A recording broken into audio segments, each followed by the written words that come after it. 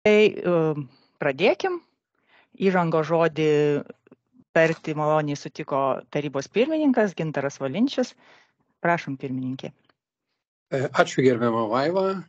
Labą dieną, mėly akademinės bendruomenės nariai, mokslininkai, tyrėjai, doktorantai, mokslo studijų institucijų administracijos darbuotojai. Tikrai labai malonu matyti tokią gausią auditoriją, pristatant šio kvietimo mokslininkų inicijuojamų projektų priemonę. Iš tikrųjų, mokslo taryba rengdama savo priemonės, konstruodama jas, peržiūrėdama, susiduria su įvairiais iššūkiais, kuriuos mums diktuoja tiek pastabos ir laiškai, mintis, kurių mes sulaukime iš mokslo bendruomenės, iš mūsų nuolat veikiančių mokslo ekspertų komitetų narių, bet taip pat ir tos praktikos, kurios vis plačiau diegiamos tarptautinėje praktikoje. Galimybę dalintis šiomis praktikomis Lietuvos mokslo taryba turi, nes yra eilės svarbių mokslinius tyrimus, konkursinį finansuojamą organizuojančių organizacijų nare. Kalbant apie šį kvietimą, norėčiau atkreipti dėmesį į kelius tokius svarbius, mano nuomonė, naujus dalykus. Pirmiausiai mes, kaip finansuojanti organizacija, atsižvelgėme į gausius mokslo bendruomenės pageidavimus, taip pat tas mintis ir idėjas, kurios ateina iš mūsų valstybės institucijų, Lietuvos Respublikos vyriausybės, taip pat Seimo švietimo mokslo komiteto, kuriuose mūsų valdžios žmonės atkreipė dėmesį, kad vienas svarbiausių Lietuvos uždavinių yra ugdyti naują mokslininkų kartą. Tai atsižvelgdami į šitą tokį tikrai stiprų poreikį ir siekdami praplėsti galimybės jauniesiems tyrėjams, dar net galbūt neturintiems mokslininko statuso, bet tik tai galbūt besirenkantiems savo gyvenimo kelią, mes pirmą kartą, skelbdami šios priemonės kvietimą, įtraukėme į vertinimo kriterijų sąrašą taip pat kriterijų susijusių su galimu, bet neprivalomu galimu studentų dalyvavimu mokslinėme projekte. Galimybė studentui, net bakalauro laipsnio siekiančiam studentui, įsijungti į mokslinius tyrinėjimus yra vienas svarbiausių faktorių, kuris gali prisidėti ugdant naują tyrėjų kartą, plečiant Lietuvos galimybės ir Lietuvos pajėgumus vykdyti mokslinius tyrinėjimus tiek universitetuose, mokslo institucijose, tiek be jokios abejonės ir inovatyviuose kompanijose, kuriančiose naujus produktus ir paslaugas, bei socialinės be jokios abejonės ir kultūrinės inovacijas. Tai čia šitą tikrai naujovė yra svarbi ir kreipdamasis į mokslo bendruomenę noriu atkreipti dėmesį, kad kadangi šitas, taip sakant, faktorius yra įvedamas su vertinamaisiais balais, tai yra iš esmės įtakos galutinį paraiškos įvertinimą, vadovai turėtų kritiškai įvertinti galimybės įtraukti ar neįtraukti studentus. Studentų neįtraukimas nėra be jokios abejonės užbraukimas galimybių, taip sakant, dalyvauti šitoje priemonėje. Tai yra tik tai vienas iš veiksnių, kuris aukščiau vertins projektus, kuriuose galimai dalyvaus studentai. Studentų dalyvavimas turi būti integralus projekto dalis, būtų aiškiai parodytas studento indėlis ir, kas svarbiausia, tai yra parodyti tie, sakykime, efektai, kurie įgyvendinus projektą bus susijęs su naujos kartos tyrėjų ugdymu. Tai yra iš esmės parodyti, kiek projekto metu mes galime tikėtis išugdyti naujų tyrėjų, profesionalų, kurie vėliau galbūt įsijungs į doktorantų eilės, galbūt taps tyrėjais aukštųjų technologijų įmonėse, ar individualiai vystys kažkokias tai inovatyvias idėjas, steigdami savo įmonės startuolius. Antras naujas dalykas, irgi atliepiant į tas tendencijas, kurias mes matome tarptautinių lygių, dalyvaujant įvairiuose tarptautiniuose simpoziumuose, vis dažniau ir dažniau prisimenama dar 2010 metų DORA deklaracija, tai yra iš esmės deklaracija skirta vertinimui, mokslininkų, ekscelencijos mokslininko kvalifikacijos vertinimui. Deklaracija, kurią inicijavo Amerikos ląstelės biologijos draugija savo viename iš metinių suvažiavimų, bet ta deklaracija turėjo didžiulį poveikį, nes praėjus, sakykime, daugiau kaip 10 metų, tos idėjos, kurios DORA deklaracijoje buvo deklaruojamos, dabar diskutuojamos įvairiais pjūviais ir be jokios abejonės vienas iš tų pjūvių tai yra konkursinis mokslinių paraiškų vertinimas. Kaip mes turėtume vertinti tokių paraiškų, būtent kurių mes laukiame mokslininkų inicijuojamuose projektuose, kaip mes turėtume ir kokių rezultatų mes turėtume laukti. Kaip žinote, iki šiol vertinimo anketose ir vertinant būsimuosius projektus, mokslininkai deklaruodavo, kad pasibaigus projektui mes parašysim tiek ir tiek straipsnių, tokios ir tokios kvartilės žurnaluose, žodžiu, parašysim ten monografiją, parašysim tą, galbūt patentas ir panašiai. Ir priklausomai nuo to skaičiaus, neretai, nesakau, kad visada, bet neretai buvo skiriamas įvertis. Bet kriterijai, koks skaičius yra geras, yra aplamai skaičius, yra geras, likdavo neaiškus. Vienais atvejais mes matydavome ir mokslo bendruomenės žmonės atkreipė dėmesį, kad deklaruojamas, pavyzdžiui, 4 straipsniai yra per mažai, o kartais matydom, kad 7 straipsniai per mažai, o 4 straipsniai per daug. Žodžiu, iš esmės vadinasi problema, o visiškai aiški vadinasi, su metais išiškėjusi problema, kad kiekybinė metrika vertinant galima įgyvendinto projekto rezultatyvumą nėra tobula. Pirmiausiai vien dėl to, kad vertinamas buvo pažadas, o nerealus dalykas. Tai yra antras dalykas, nieko nebuvo įmanoma, sakykime, šitoj daly, šitam vertinimo etape pasakyti apie mokslinio darbo kokybę ir juo labiau apie galimą socialinį, ekonominį arba kultūrinį poveikį mūsų šaliai, mūsų piliečiams, jų geroviai.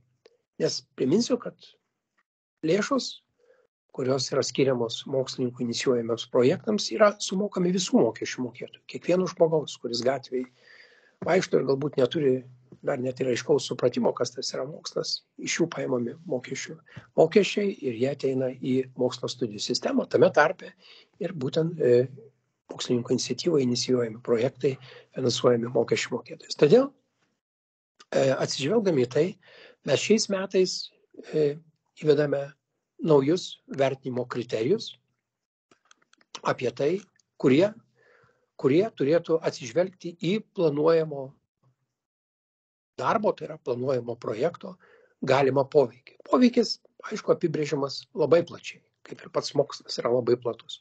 Poveikis gali būti atskirai mokslo šakai, plečiant pažinimo horizontus, pasakant, randant, atrandant, prognozuojant kažkokius tai naujus dar nežinomus dalykus.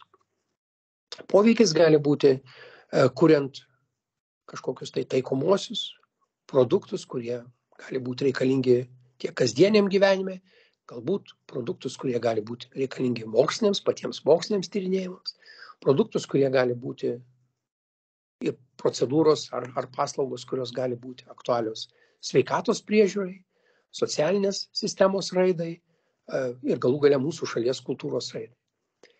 Uždavinys įvertinti iš projekto pateiktos medžiagos galimą projekto poveikį yra labai sunkus. Ir dėl to ekspertams, kurie dalyvaus šiais metais vertinant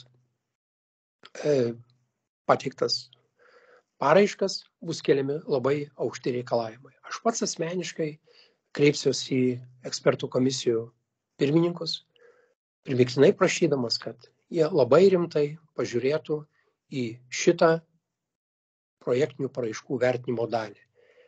Nes be jokios abejonės vertinimas kurį padarys ekspertų jau komisijos, tikrai turės įtaką, ar projektas galės startuoti, ar tos ambicingos idėjas, kurias kelia tyrėjai ir mokslininkai, galės būti įgyvendintos ir galų gale, ar visuomenė gaus tą laukiamą ar planuojamą rezultatą. Mes suprantame, kad moksliniai projektai yra rizikingi. Galima tikrai manyti, kad vienas ar kitas projektas galės prastumti žinojimo horizontus, praplėsti horizontus. Galbūt mes žinome, kad galbūt deklaruojami, sakykime, naudingos, sakykime, kažkokios tai technologijos ar taikymai ar inovacijos tikrai gali palengvinti daugelio žmonių gyvenimą, pagerinti jo kokybę. Bet mes žinome taip pat, kad ir moksliniai tyrinėjimai yra rizikas. Tai tas rizikas mes irgi prašysime ekspertų vertinti ir dėl to čia yra labai svarbi atsakomybė tenka ir pareiškėjams. Tai yra pagrindiniams tyrėjams, kurie teiks paraiškas. Įvertinkite, prašau, kritiškai tos idėjos validumą iš pradžių, o šitoj dalyvanės, vertinant galimą projektų poveikį, tikrai labai kritiškai įvertinkite galimą projekto rezultatų poveikį tiek mokslui, tiek visuomeniai plačiaja prasme.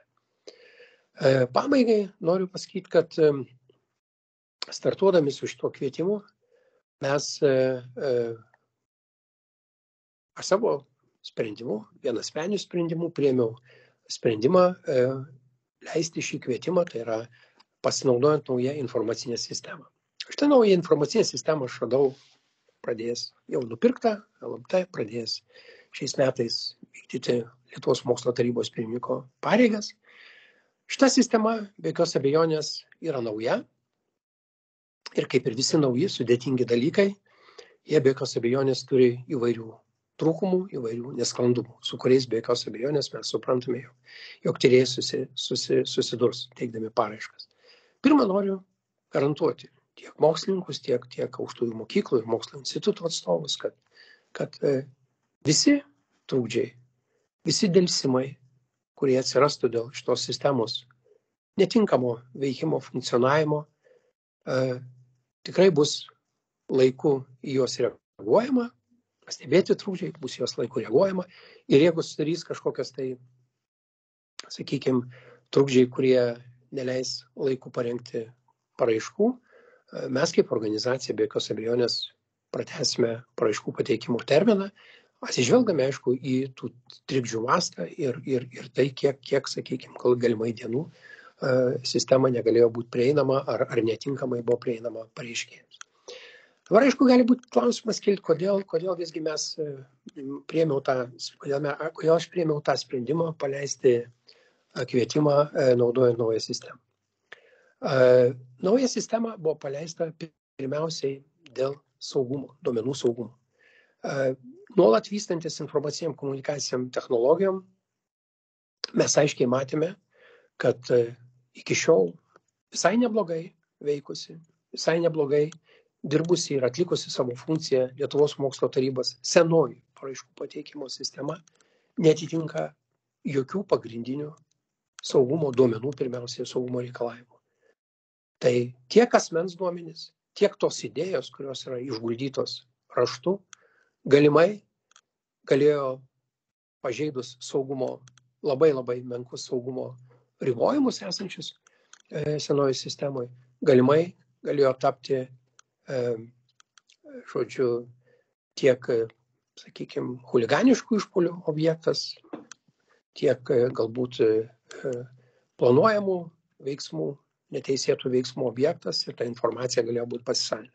Dėl to aš kaip vadovas, LMT vadovas, neturėjau kitos išeities, pasverdamas visus už ir prieš, man teko visgi priimti sprendimą, paleisti šitą kvietimą, tai yra leisti skelbti šitą kvietimą naujoje sistemoje, kuri be jokios abejonės turi pačius aukščiausius duomenų saugumo įrankius ir atitinka visus saugumo kriterijus, kurių mes kaip organizacija, valstybės biudžeto įstaiga privalome laikytis. Bet aišku, kaina už tai yra kol kas netobula, tikrai netobula paraiškų pateikimo sistema. Ir kaip aš jau minėjau, nemažas kolektyvas, kuris tiesiogiai dirba su šitą sistemą, be jokios abejonės dės visas pastangas, kad ta sistema atliktų savo funkciją ir kvietimas pilnai įvyktų, paraiškos būtų pateiktos ir atiduotos ekspertinė vertinimo. Ko pabaigoje mes tikėtumės atrinkti pačių geriausių, pačių perspektyviausių, Lietuvai naudingiausių projektų sąrašą, kuriems ir skirtume Lietuvos mokslo tarybos finansavimą.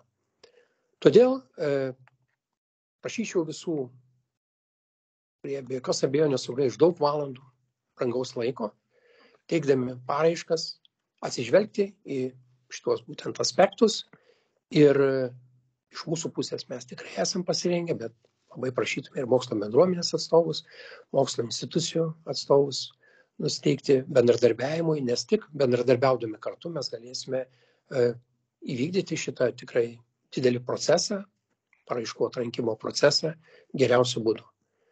Tai šiai dienai aš galiu pasakyti tiek, palinkėsiu šitam susirinkimui produktyvaus darbo ir tikiuosi, kad mūsų kolegos, mūsų labai profesionalūs darbuotojai LMT, vadovaujami Vaivos Rudokienės, atsakys jūsų visus šiandien keliamus klausimus. Ačiū labai.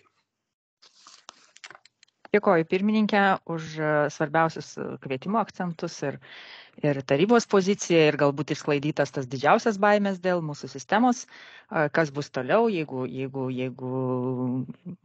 kai ateis ta paraiškų teikimo pabaiga, tai dėkui jums.